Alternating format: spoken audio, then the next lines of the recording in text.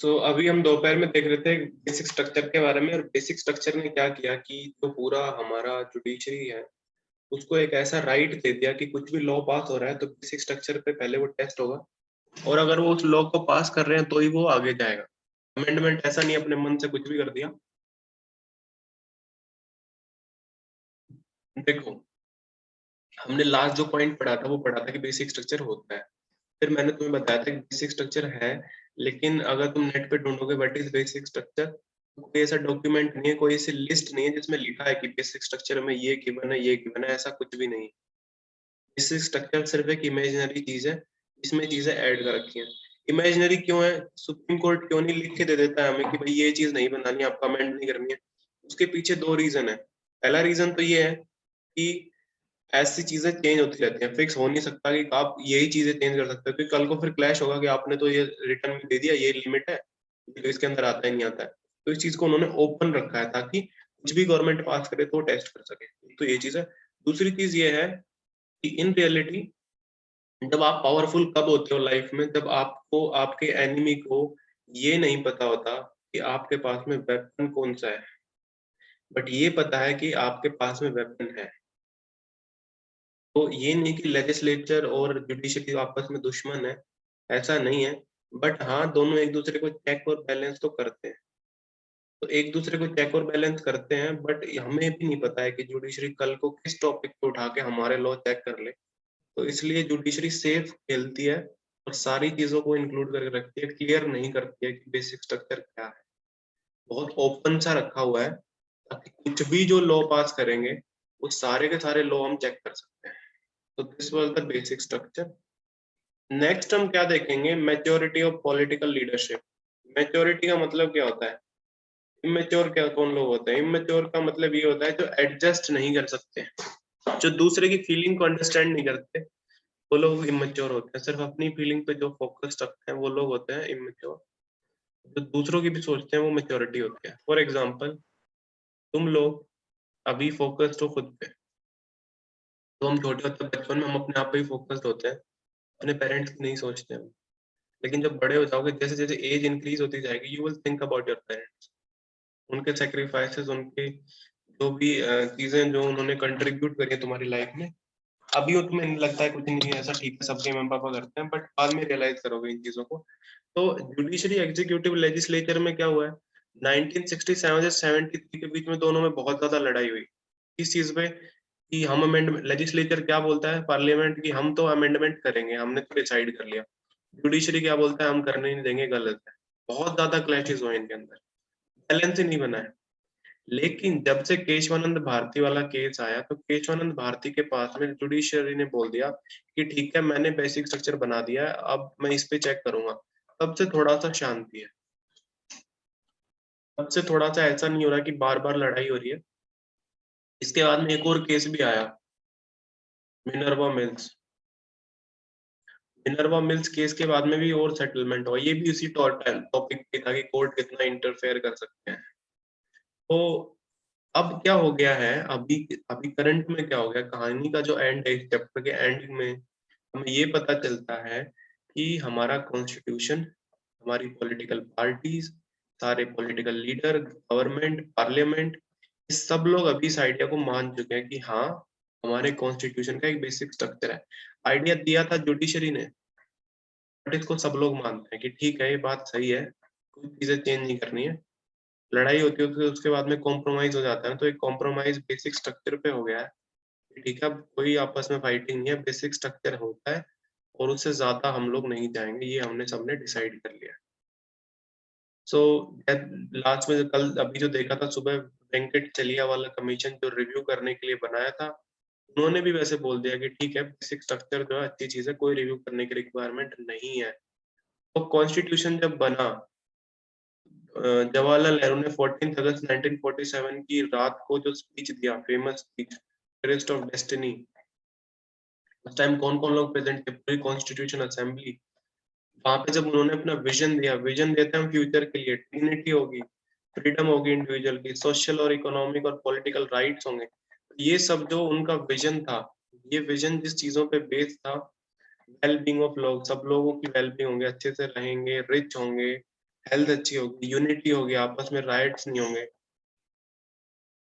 ये जो सपना है सिर्फ एक सपना बन के रह जाता है, लेकिन हमारे जो पॉलिटिकल लीडर्स हैं, हमारे जो लोग हैं, उन्होंने अपना एफर्ट है वो इस डायरेक्शन की तरफ लेके गए कि हम इस विजन को सच करें, हम इस विजन के रिस्पेक्ट में काम करें, और इसी विजन के बेस पे जो कॉन्स्टिट्यूशन है वो एक ऑब्जेक्ट, सिर्फ एक ऐसा डॉक्यूमेंट नहीं कि एक किताब है।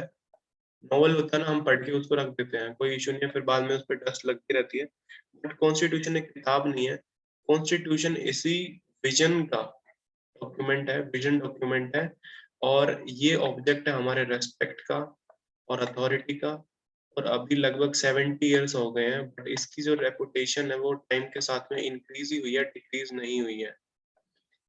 एंड दिस इज द, और उसके पीछे लॉजिक क्या है कि जो उसकी वैल्यूज हैं, वैल्यूज कौन कौन सी, इक्वालिटी, लिबर्टी, फ्रेटर्निटी, फ्रीडम, ये जो वैल्यूज हैं ये पब्लिक इमेजिनेशन को आज भी सेटिस्फाई करते हैं। लोगों ने जो सोचा अपनी लाइफ के बारे में वो वहां पे मिलता है। So this was the idea of Indian constitution as a living document, कि ये एक सिर्फ एक किताब नहीं है, ये पूरा एक लिविंग थिंग है जो अपने आप को मेंटेन करके रखता है अकॉर्डिंग टू द सिचुएशंस। अभी भी डिबेट होते हैं कि बेसिक स्ट्रक्चर के बेसिस पे पार्लियामेंट की पावर कम हो गई है, कोर्ट की पावर ज्यादा हो गई है। बट यस, डेमोक्रेसी में डिबेट जो होता है, अगर होता है तो अच्छा है। अगर डिबेट नहीं हुआ तो इसका मतलब ये किसी एक ही इंसान की चल रही है, बाकी सब लोग सुन रहे हैं। लेकिन डिबेट, अगर डिस्कशंस होते हैं, डिफरेंसेस होते हैं, तो that is a good sign, at least लोग बोल रहे हैं। ये साइन है डाइवर्सिटी का, लोगों के पास डिफरेंस ऑफ ओपिनियन ओपन है लोग बोलने के लिए, लोग लाइव है, लोग भी जिंदा है।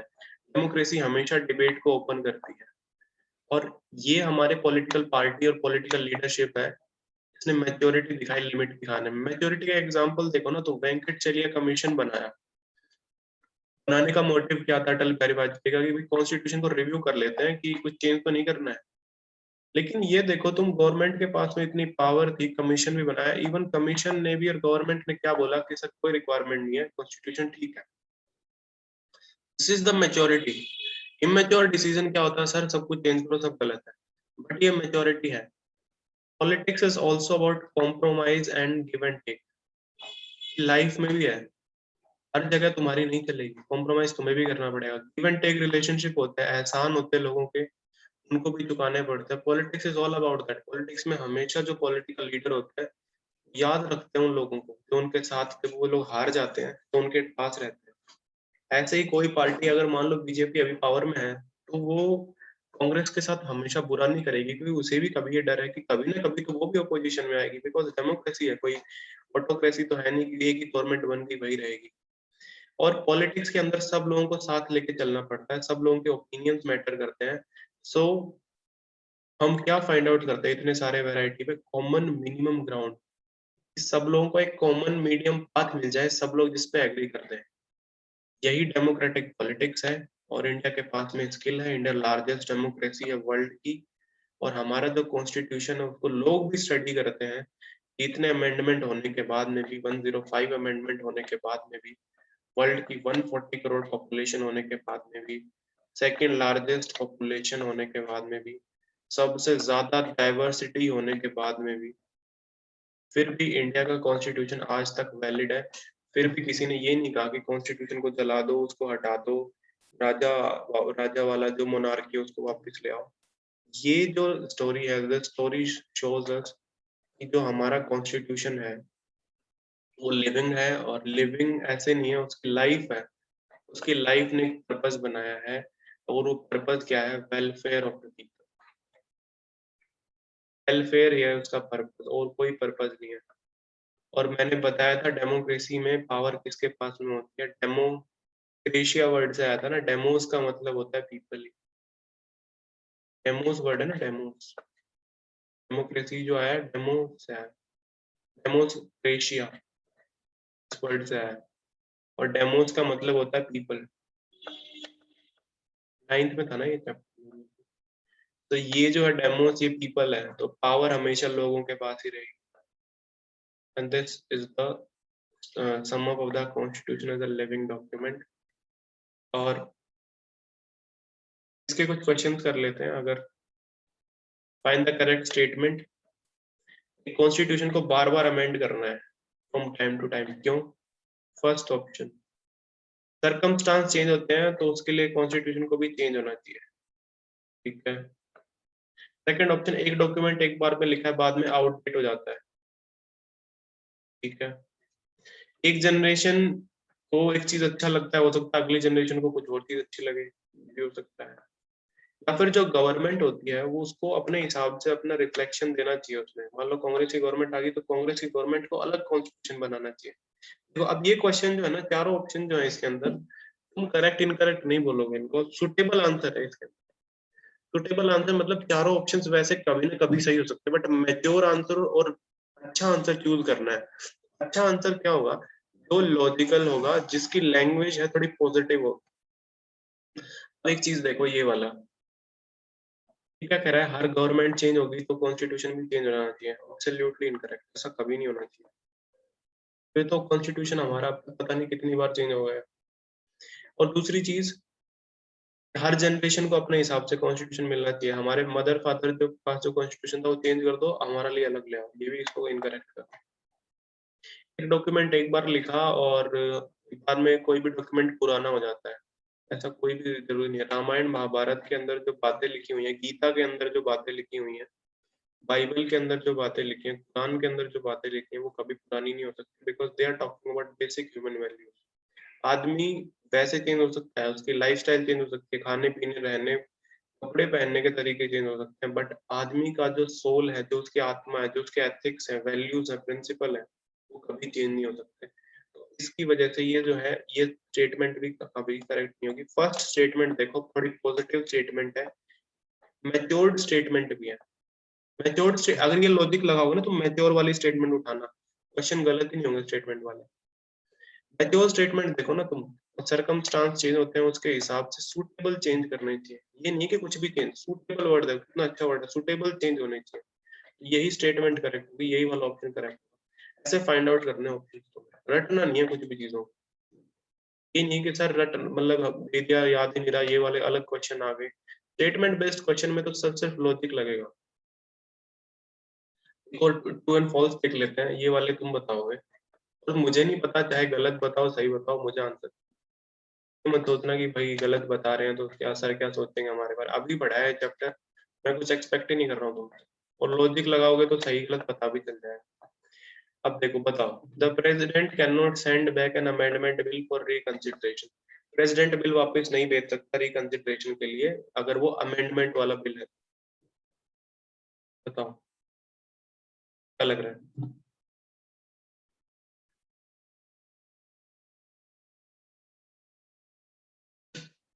ट्रू एंड फॉल्स ही बताना है, रैंडम गैस कर लो, कोई इशू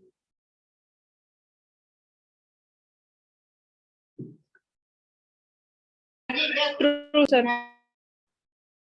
यस, ट्रू है आंसर। प्रेसिडेंट वापस नहीं भेज सकता। ऑर्डिनरी अगर बिल होगा ना, ऑर्डिनरी नॉर्मल वाला बिल होगा तो उसको वापस भेज सकता है, ये गेम खेल सकता है, वापस भेज दिया फिर आप फिर से देख लो फिर मैं देखूंगा। लेकिन अमेंडमेंट ना जरूरी है सर, उसको आप इस पे टाइम पास मत करो, उसको बाद में करते रहना अपना ये वाला गेम, लेकिन अमेंडमेंट जरूरी है, उसको वापस नहीं भेजना। आ गया जो काउंसिल ऑफ मिनिस्टर बोलेंगे वो करना है, वापस नहीं भेजना। यस या no? Elected representatives alone have the power to amend the constitution. बताओ, जो चुने हुए लोग हैं, जो इलेक्शन से आए हैं, सिर्फ उन्हीं के पास पावर है कि वो कॉन्स्टिट्यूशन को चेंज करें। क्या लग रहा है? आवाज साफ नहीं आई। एक मिनट। ट्रू है। तो वेरी गुड कल्पना, परवेश, वेरी गुड, ट्रू है। बिकॉज डेमोक्रेसी का मतलब क्या हो जाएगा अगर वो ट्रू नहीं होगा? पावर जो है वो उन्हीं के पास तो होनी चाहिए जो इलेक्शन में है, जो इलेक्टेड नहीं है। राजा है, राजा को पावर दे दी हमने, तो फिर डेमोक्रेसी कैसे रहेगी? एक मिनट, चैट नहीं कर रही मैं। तो तीसरी चीज, judiciary can not initiate the process of constitutional amendment but can effectively change. Judiciary starting नहीं कर सकती अमेंडमेंट की, एक बार आने के बाद में चेंज कर सकती है? बताओ इसका क्या आंसर लग रहा है? इसका आंसर फॉल्स कह रहे हो तुम? okay, Anushka is saying false. पिछले वाले का आंसर था अनुष्का।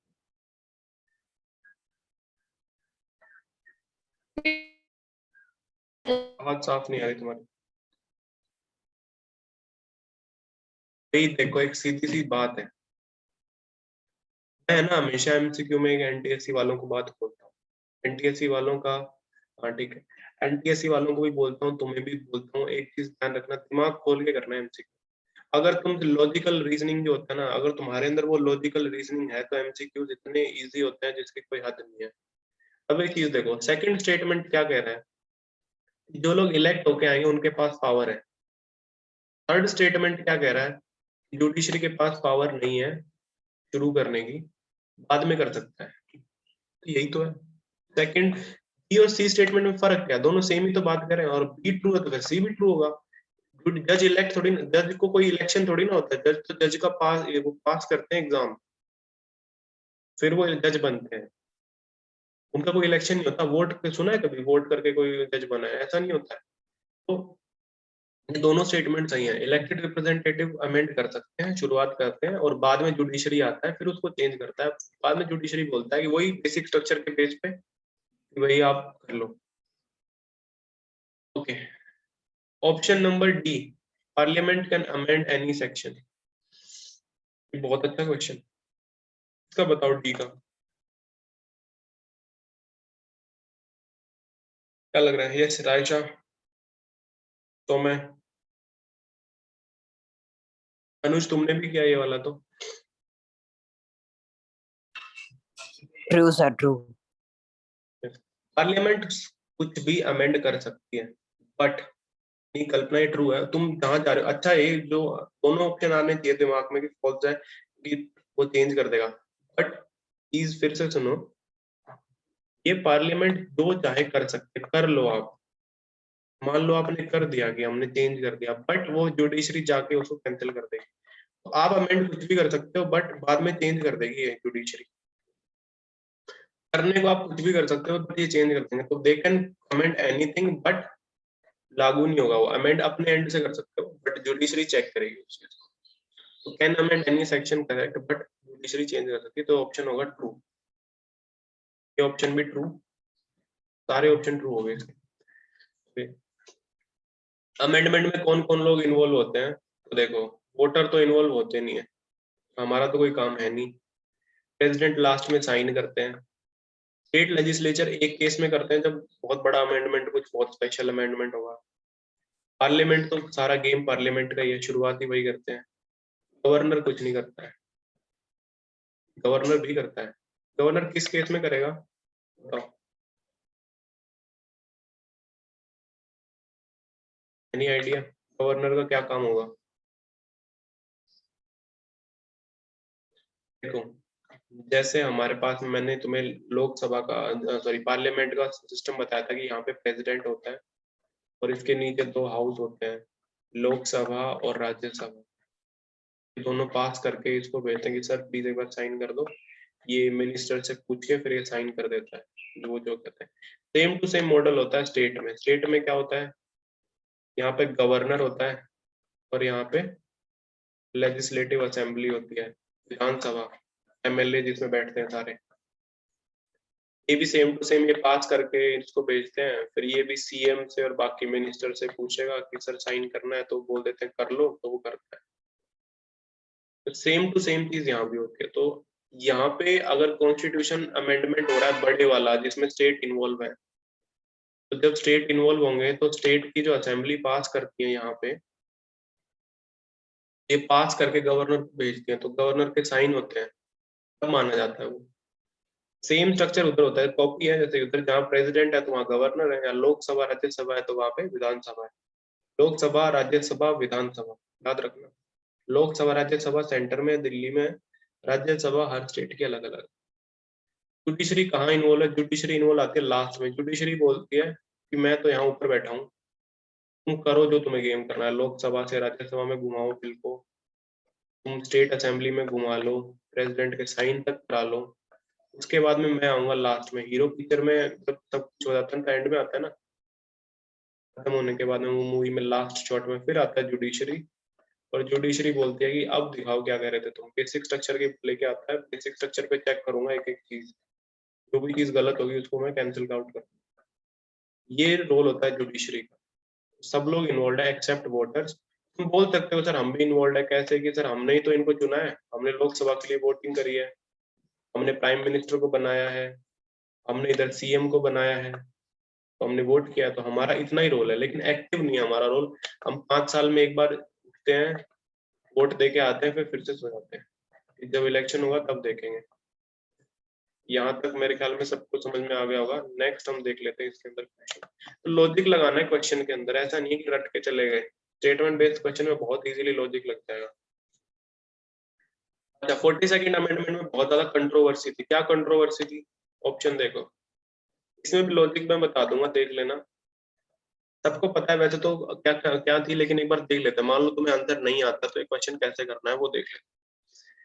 42nd अमेंडमेंट जब पास हुआ था, ये ऑप्शन कहता है कि नेशनल इमरजेंसी थी, और इमरजेंसी का होना ही कंट्रोवर्सी है, ठीक है। और ये स्पेशल मेजोरिटी के बिना बनाया था, और स्टेट लेजिस्लेचर के बिना बनाया था, और इसके जो प्रोविजंस हैं वो कंट्रोवर्शियल है। अब ऐसे ऑप्शन में तुम्हें क्या ऑप्शन चूज करना है हमेशा याद रखना, तो ऑप्शन सबसे डिटेल में है ना उसको चूज कर लेना, जिसमें बाकी ऑप्शन का खुद ही वो पार्ट है। तो ए वाला ऑप्शन है वो क्या कह रहा है कि इमरजेंसी में बना था, इमरजेंसी खुद कंट्रोवर्शियल है, ठीक है। और प्रोविजन है वो कंट्रोवर्शियल है। प्रोविजन तो कंट्रोवर्शियल इतने थे नहीं, कुछ थे वैसे, प्रोविजन भी कंट्रोवर्शियल थे। इसके दोनों आंसर करेक्ट होंगे, ए भी करेक्ट होगा, डी भी करेक्ट होगा, बट ज्यादा जो अच्छा आंसर है ना वो ये होगा, it contained provisions which were controversial. कौन से कंट्रोवर्शियल थे? मैंने बताया था ना, 5 साल होता है लोकसभा का टर्म, उन्होंने 6 साल कर लिया। आपने खुद की 1 साल बढ़ा लिया, खुद की रिटायरमेंट की एज 1 साल इंक्रीज कर दी, डिसाइड भी खुद नहीं करी है, तो ये गलत नहीं है, तो ये कंट्रोवर्सी हो। ओके, लेजिस्लेचर और जुडिशरी के बीच में क्या क्या लड़ाइयाँ होती हैं, हमने देखा था अमेंडमेंट को लेके। तो ये भी होता है किसके पास में ज्यादा पावर है। सो अभी हम ये देख लेते हैं कि इसका रीजनेबल एक्सप्लेनेशन क्या है। नहीं है, not a reasonable explanation. Legislature executive की लड़ाई के अंदर कोई भी अच्छा एक्सप्लेनेशन क्या नहीं है। फर्स्ट क्या कहता है कि कॉन्स्टिट्यूशन के अंदर मान लो एक चीज लिखी है, प्रेसिडेंट जो है काउंसिल ऑफ मिनिस्टर से पूछ के फिर साइन करेगा। बट पूछ के ये नहीं लिखा है रिटर्न में पूछेगा, वर्बल में पूछेगा, एक बार पूछेगा, 2 बार पूछेगा, तब तक ये लोग वापस बताएंगे, ये भी नहीं लिखा है। तो ये इंटरप्रिटेशन हो गया ना। मान लो मैंने तुम्हें बोला है कि परसों टेस्ट होगा, अब तुम्हारा इंटरप्रिटेशन जो अलग होगा कि सर ने कहा परसों टेस्ट होगा, हो सकता है सुबह टेस्ट होने, बोलोगे नहीं पोल साइंस का टेस्ट है तो पोल साइंस के लेक्चर में होगा, नहीं हिस्ट्री के लेक्चर में होना चाहिए, वो सुबह आता है, नहीं फर्स्ट भी हो सकता है। अलग अलग इंटरप्रिटेशन होगी, अलग अलग इंटरप्रिटेशन होगा तो कॉन्फ्लिक्ट होगा, हर आदमी अलग अलग चीजें समझेगा। तो इसकी वजह से ये चीजें, ये स्टेटमेंट करेक्ट है। इन्हें पूछ रहा नोट है, तो नोट वाले में इसको हम कर देंगे। नोट पूछ रहा ना, तो ये नहीं आएगा, ये तो है सही, तो ये इसमें चूज नहीं करेंगे। In a democracy debates and difference are natural, बिल्कुल। हिटलर को कोई अपोज नहीं करता था, क्यों नहीं करता था, किसी ने आवाज क्यों नहीं उठाई? बिकॉज वो आवाज उठाने नहीं देता था, डिबेट करने नहीं देता था। कोई बोलता था कि मैं सबसे स्ट्रांग हूँ, तो वो डेमोक्रेसी की मतलब ही नहीं है। आप पीएम मोदी को क्रिटिसाइज कर सकते हो, राहुल गांधी की प्रेज कर सकते हो, उल्टा भी कर सकते हो, बिकॉज ये डेमोक्रेसी है, तो नेचुरल है। तो ये स्टेटमेंट वैसे तो सही है, बट क्वेश्चन नोट पूछ रहा है तो ये भी इनकरेक्ट है। कॉन्स्टिट्यूशन हायर इंपॉर्टेंस देता है कुछ रूल्स एंड प्रिंसिपल्स को, और उनको अलाउ करता है अमेंडमेंट बाय स्पेशल मेजोरिटी। बिल्कुल हाँ, स्पेशल मेजोरिटी के लिए कुछ इंपॉर्टेंस दिया तभी तो स्पेशल होता है। मैंने बताया था ना कल, जो भी चीज स्पेशल होती है, जो इंसान स्पेशल होता है, उसको हम इंपॉर्टेंस देते हैं ना, ज्यादा इंपॉर्टेंस, तभी तो स्पेशल है। तो ये स्टेटमेंट दिखने में सही है, बट वो ये नॉट पूछ रहा है तो ये भी इनकरेक्ट है। नेक्स्ट, लेजिस्लेचर पे भरोसा नहीं कर सकते वो सिटीजन के राइट बचाएगा। ये जो स्टेटमेंट है, ऐसा लग रहा है किसी ने चाय की दुकान पे बैठ के बोल दिया कि सारे नेता चोर हैं। ये स्टेटमेंट क्या करिए, सारे नेता चोर हैं, उन पे भरोसा नहीं कर सकते। ये स्टेटमेंट सुनने में अच्छी लग सकती है, हो सकता है तुम घर पे भी बोलोगे, हो सकता है सबका ओपिनियन ही हो, बट पॉलिटिकल साइंस जो कहती है ना, वो गलत है। ये स्टेटमेंट गलत है, बिकॉज लोगों ने अगर चुन के भेजा है तो आपको उन पे ट्रस्ट करना ही पड़ेगा। ऑल टुगेदर सब नेताओं को चोर बोल देना, सब पॉलिटिशियंस को करप्ट बोल देना, ये स्टेटमेंट बहुत वेग है और गलत है। तो ये स्टेटमेंट जो है, नॉट पूछ रहा तो यही स्टेटमेंट को हम टिक करेंगे, यही स्टेटमेंट गलत है। दूसरी, judiciary can only decide the constitutionality of a particular law, cannot resolve political debate about its need। तो मैंने ना इस चैप्टर में तुम्हें कंसेप्ट बनाने पे ज्यादा फोकस दिया, फैक्ट तो तुम वैसे भी याद करने खुद से ही पढ़ेंगे, बट एक चीज देखो, सिंपल सी चीज है, what is constitutionality. Word by word देखना इन चीजों को, ऐसे पूरा स्टेटमेंट एकदम से कंफ्यूजिंग लग सकता है। कॉन्स्टिट्यूशनैलिटी क्या होता है? ये कॉन्स्टिट्यूशन है, इसके अंदर वैल्यूज हैं, फ्रीडम, इक्वालिटी, लिबर्टी, सेक्युलरिज्म, ये सारी अच्छी अच्छी चीजें। जो चीजें इसको सेटिस्फाई करती हैं, जो चीजें इसके अकॉर्डिंग है, उनको क्या बोलेंगे? वो चीजें हैं कॉन्स्टिट्यूशनल, वो चीजें अच्छी पॉजिटिव चीज है, वो सारी कॉन्स्टिट्यूशनल है। तो जो चीज नहीं है, इसके बाहर है, इनइक्वालिटी है, डिस्क्रिमिनेशन है, अनटचेबिलिटी है, चाइल्ड लेबर है, एक्सप्लॉयटेशन, जो भी उल्टी चीजें हैं, वो कहाँ आ गए? वो हो गई अनकॉन्स्टिट्यूशनल। तो ये कौन डिसाइड करता है? डेमोक्रेसी में अगर लड़ाई होती है तो बीच में सिर्फ जुडिशरी आती है, ये डिसाइड करेगी क्योंकि कॉन्स्टिट्यूशन के अंदर कोई चीज है या नहीं। ये डिसाइड क्यों करेगी? बिकॉज जज का ही काम होता है, मैंने एग्जांपल दिया था तुषार वाला भी, कि जो एडवोकेट्स होते हैं, जो जज होते हैं, उनके पास ही पावर होती है कॉन्स्टिट्यूशन का, वही डिसाइड करते हैं कि ये चीज कॉन्स्टिट्यूशन के अंदर है, बाहर है। हमें तो कॉन्स्टिट्यूशन पे बहुत चीजें समझ में नहीं आएंगी, लैंग्वेज में लिखा हुआ है, वो डिसाइड करता है, बट वो पॉलिटिकल डिबेट को ठीक नहीं कर सकता। पॉलिटिकल डिबेट मतलब, मान लो हिंदू मुस्लिम की डिबेट हो रही है पार्टीज के बीच में, हिंदू वोट मुस्लिम वोट, जुडिशरी बस ये बोल सकती है कि ये चीज गलत है। जुडिशरी बीच में, जज बीच में आके चाय की दुकान पे नहीं बैठने वाला है कि ये पॉलिटिक्स, तुम गलत बोल रहे हो, तुम्हें अरेस्ट करेंगे, नहीं। ये काम पॉलिटिक्स का, ये काम है पॉलिटिशियंस का, और पॉलिटिशियंस कहाँ बैठते हैं? लेजिस्लेचर में। ये काम है लेजिस्लेचर का, एग्जीक्यूटिव का भी काम है, बट जुडिशरी का काम नहीं। जुडिशरी तो बहुत ऊपर बैठते हैं, वो लोग बाद में जज करते हैं चीजों को, अभी जज नहीं करते। ठीक है, अभी हम क्लास को रिज्वाइन कर लो, बिकॉज ये क्वेश्चन डिस्कस करा रहा हूँ, कंसेप्ट क्लियर होंगे इसलिए ज्वाइन करना है। अटेंडेंस अगर वैसे चाहिए तो मुझे बोल देना, क्लास बेशक अटेंड मत करा करो, मैं अटेंडेंस दिला दूंगा, बट अटेंडेंस के लिए क्लास अटेंड नहीं करनी है, समझने के लिए करनी है। रिज्वाइन द क्लास जल्दी से।